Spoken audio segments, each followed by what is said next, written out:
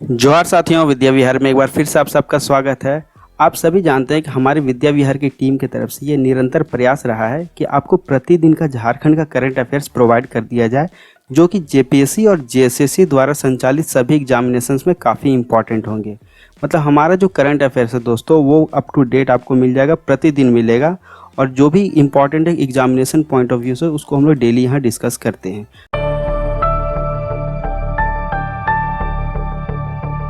तो आप देख रहे होंगे आज का जो हमारा करंट अफेयर्स है दोस्तों, वो 28 मई 2023 का। तो 28 मई 2023 को बहुत सारी इंपॉर्टेंट घटनाएं घटी हैं आज हमारे भारत में, तो उसको हम लोग लेके आए हैं। तो हमारा जो पहला करंट अफेयर्स है दोस्तों, वो क्या है?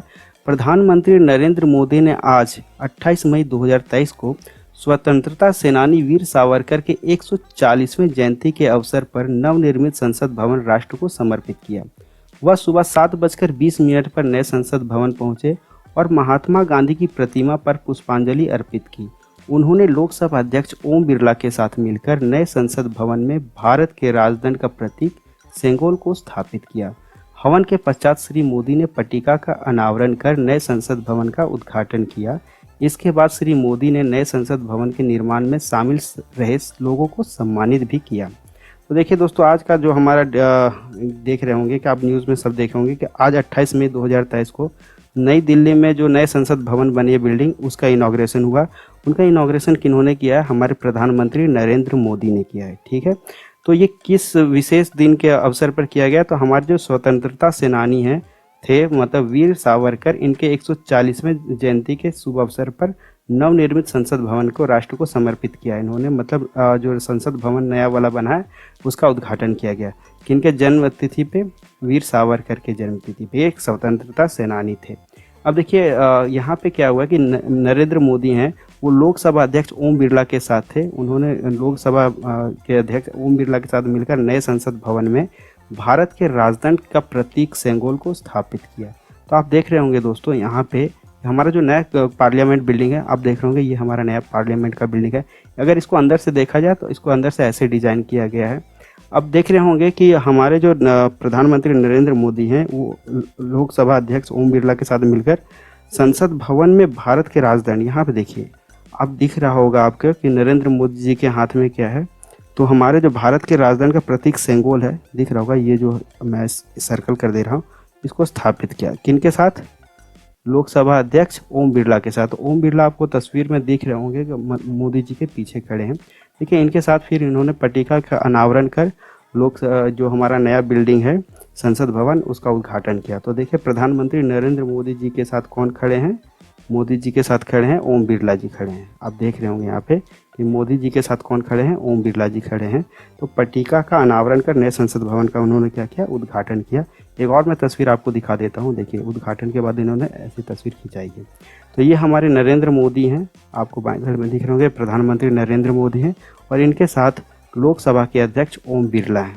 तो आज का ये इम्पॉर्टेंट बन जाता है, क्योंकि यहाँ पे देखिए नए पार्लियामेंट बिल्डिंग का उद्घाटन किया गया है। तो यहाँ से बहुत सारे सवाल बनेंगे, तो इसको आप लोग थोड़ा सा ध्यान दीजिएगा, क्योंकि ये लेटेस्ट है और काफ़ी इम्पॉर्टेंट हो जाता है। प्रधानमंत्री ने अन्य श्रमजीवियों के साथ ही झारखंड के मुजफ्फर खान और राम मुर्मू का भी अभिनंदन किया। क्योंकि देखिए, नरेंद्र मोदी जो हैं, वो सबका सम्मान इज्जत करते हैं। तो जो लोग नए पार्लियामेंट भवन बनाने में अपना योगदान दिए हैं, उनका सबका सम्मान किया है। तो हमारे झारखंड के 2 लोग थे, कौन कौन? मुजफ्फर खान और राम मुर्मू। इनका अभिनंदन किया है हमारे प्रधानमंत्री नरेंद्र मोदी ने। मुजफ्फर खान नए संसद भवन में मैकेनिक की सेवा दिया करते हैं और मशीनों को दुरुस्त करने की जिम्मेदारी संभाल रहे हैं। राम मुर्मू इस पूरे निर्माण अभियान के दौरान स्वच्छता अभियान में शामिल रहे। तो देखिए, इनका क्या रोल था, मतलब ये नए संसद भवन बनाने के दौरान, ये चीज़ यहाँ पे मैंने मेंशन कर दिया है। तो इसके लिए प्रधानमंत्री नरेंद्र मोदी ने इनको सम्मानित किया है, इनका अभिनंदन किया है। अब रहा दोस्तों नए जो पार्लियामेंट बिल्डिंग बना है, इसके बारे में कुछ हम लोग डिस्कशन कर लेते हैं कि इसके लिए क्या क्या इंपॉर्टेंट है। देखिए, नए संसद भवन से जुड़े कुछ तथ्य मैं लेकर आया हूँ कि जो नया संसद भवन है, वो 65,000 वर्ग मीटर में फैला हुआ है।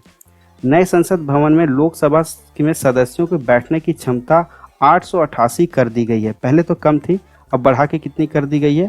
888 लोग बैठ सकते हैं। आगे देखिए, वहीं अगर राज्यसभा की बात करें तो राज्यसभा कक्ष में 384 सदस्यों को बैठने की व्यवस्था है। कितने हैं? 384 सदस्यों की बैठने की व्यवस्था है। और अगर हम लास्ट पॉइंट अगर डिस्कस करें दोस्तों, तो देखिए पर्यावरण के अनुकूल होने के कारण इस भवन को प्लैटिनम रेटिंग दी गई है। इस भवन को कौन सी रेटिंग दी गई है? प्लैटिनम रेटिंग दी गई है। तो सवाल यहाँ से बहुत सारे बन सकते हैं दोस्तों, ये चारों पॉइंट इंपॉर्टेंट हो जाते हैं जो नए संसद भवन है उसके लिए, ठीक है। तो काफ़ी इंपॉर्टेंट पॉइंट है, इसको आप मार्क कर लीजिए क्योंकि सवाल इसमें पूछे जाते हैं, पूछे भी जा सकते हैं और पूछे भी जाएंगे।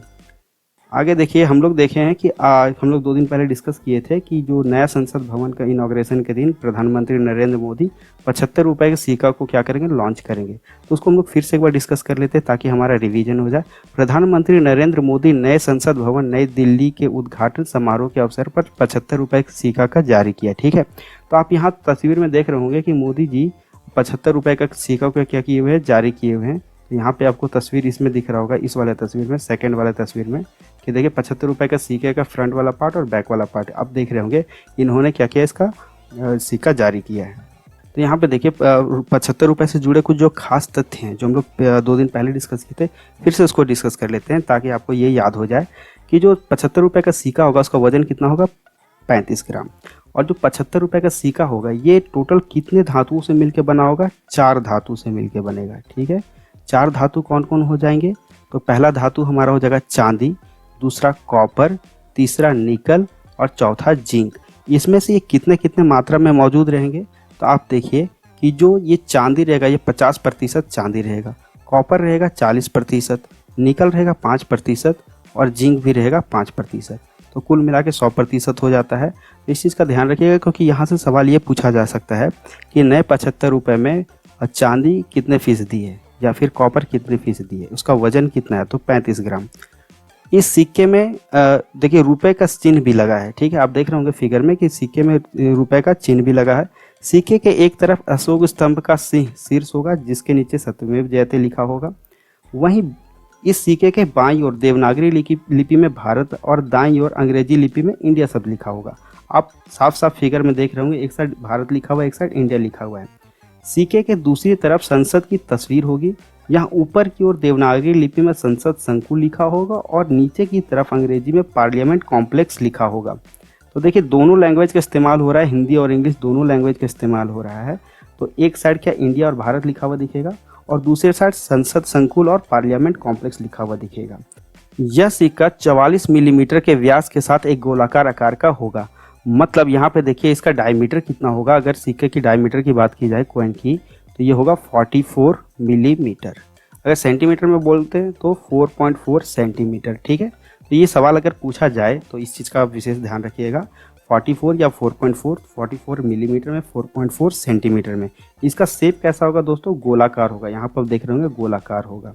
और सबसे खास बात की देखिए इसके किनारे 200 सेरेसन होंगे। सेरेसन मतलब क्या होता है कि सिक्कों के किनारे जो छोटे छोटे डिज़ाइन बनाए जाते हैं उसके चारों तरफ, तो वो कितने होंगे? उसकी संख्या कितनी होगी? 200 सेरेसन होंगे। चलिए नेक्स्ट हम लोग करंट अफेयर्स देखते हैं। रक्षा मंत्री राजनाथ सिंह आज से 3 दिन के लिए नाइजीरिया दौरे पर रहेंगे। ये कल अबुजा में नाइजीरिया के निर्वाचित राष्ट्रपति बोला अहमद तिनुबू के शपथ ग्रहण समारोह में शामिल होंगे। रक्षा मंत्री ने अपने ट्वीट में भारत नाइजीरिया द्विपक्षीय संबंधों को और मजबूत बनाने का विश्वास व्यक्त किया है। श्री सिंह अबुजा में प्रवासी भारतीयों को संबोधित करेंगे। अबुजा में भारतीय समुदाय के तकरीबन 50,000 सदस्य रहते हैं। तो आपको तस्वीर में दिख रहा होगा दोस्तों, देखिए मैं दिखा रहा हूँ कि बोला अहमद तिनुबू, आपको तस्वीर में देखिए ये जो है अफ्रीका में जो कंट्री है नाइजीरिया, वहाँ के बारे में कुछ तथ्य हम लोग देख लेते हैं कि कंट्री कौन है? नाइजीरिया है, ठीक है। कंट्री का कैपिटल कौन है? अबुजा है। वहाँ के अभी जो प्रेसिडेंट बनने वाले हैं उनका नाम क्या है? बोला अहमद तिनुबू।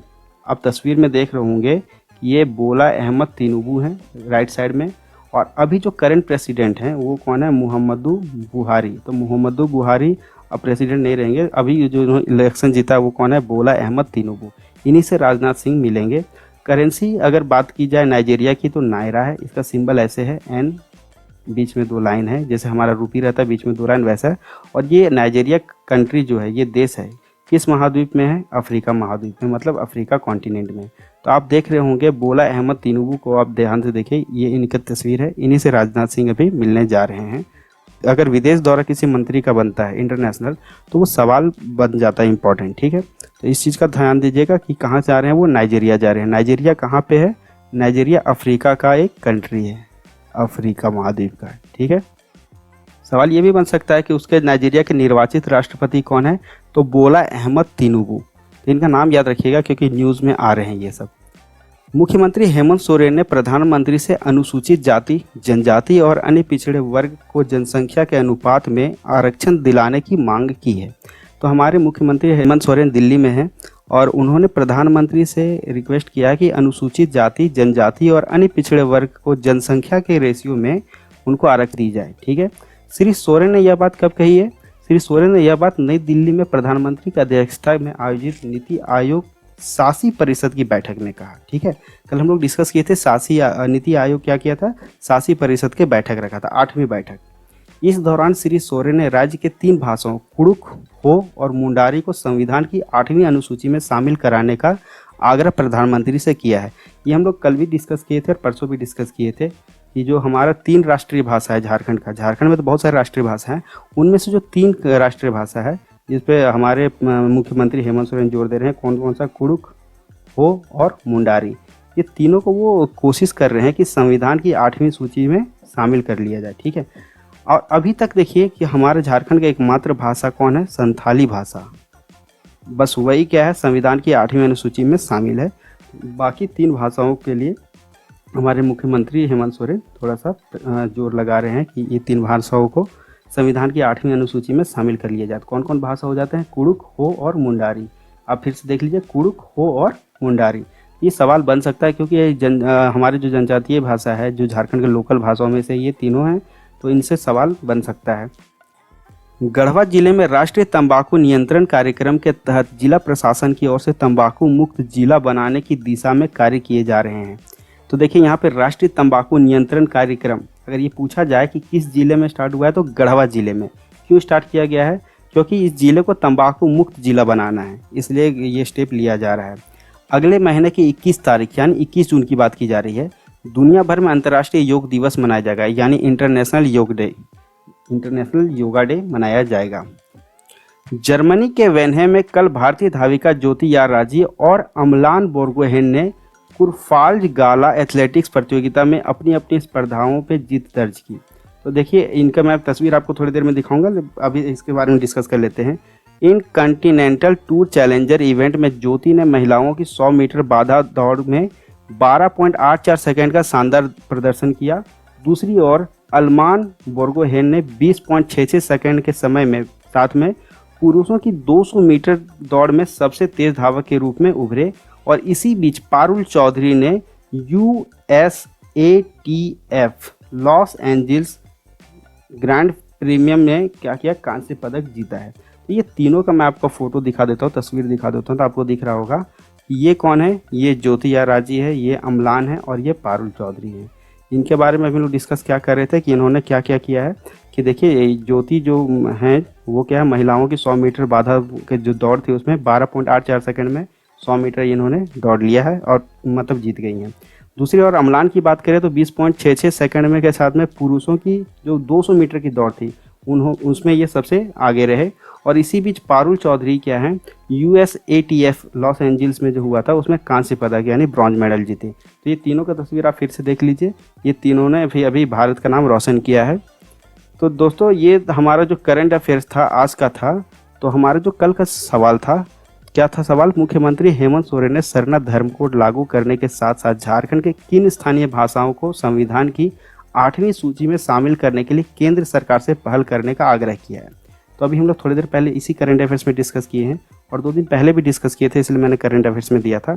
तो इसमें क्या हो जाता है, तीनों भाषा को क्या हो, मुंडारी और कुड़ुक। तो इसका आंसर क्या हो जाएगा, उपरोक्त सभी। इसका ऑप्शन क्या हो जाएगा, डी। आज का जो हमारा सवाल है वो आप देख रहे होंगे कि दुमका जिले में किस आदिम जनजाति के परिवारों को बिरसा हरित ग्राम योजना से जोड़ा जा रहा है। आपके ऑप्शन से माल पहाड़िया, सौरी पहाड़िया, पहाड़िया और असुर। ये जितने भी 4 नाम मैंने आपको दिया है ये क्या है, आदिम जनजाति। झारखंड में अगर बात की जाए तो टोटल 8 आदिम जनजाति हैं। तो उसमें से किस आदिम जनजाति के परिवारों को बिरसा हरित ग्राम योजना से जोड़ा जा रहा है। आप इसका आंसर कमेंट बॉक्स में जरूर दें। मिलते हैं कल के करंट अफेयर्स के साथ। तब तक के लिए जय हिंद, जय भारत, जोहार झारखंड।